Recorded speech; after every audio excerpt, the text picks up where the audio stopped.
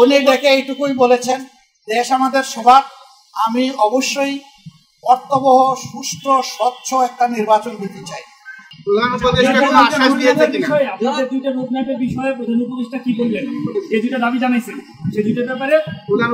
তিনি গভীর মনোযোগ সহকারে শুনেছেন এবং আমাদের এটা আস্থা হয়েছে যে তিনি বিষয়টাকে ইতিবাচক ভাবে নিয়েছেন।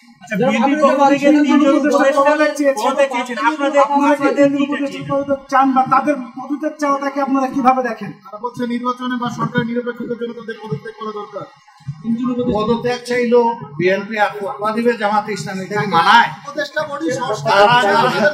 তারা যারা পদত্যাগ চেয়েছেন এই ব্যাপারে তারাই ব্যাখ্যা ভালো দেবে। আমরা কারোই কোনো পদত্যাগ চাইনি। এই সময় আমরা যখন ওই রকম প্রয়োজন অনুভব করব তখন আপনাদের মাধ্যমে জানাই দেব।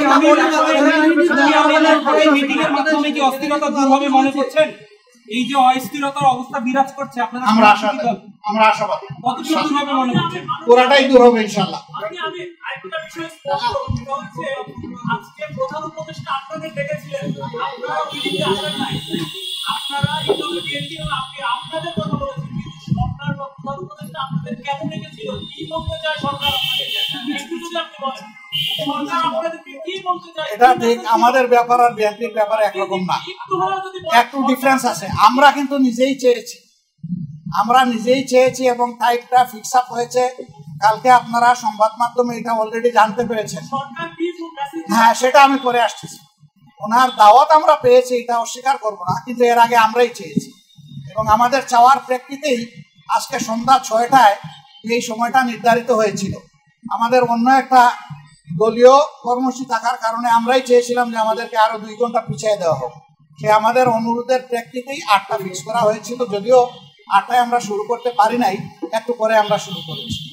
উনি ডেকে এইটুকুই বলেছেন, দেশ আমাদের সবার, আমি অবশ্যই অর্থবহ, সুষ্ঠু, স্বচ্ছ একটা নির্বাচন দিতে চাই।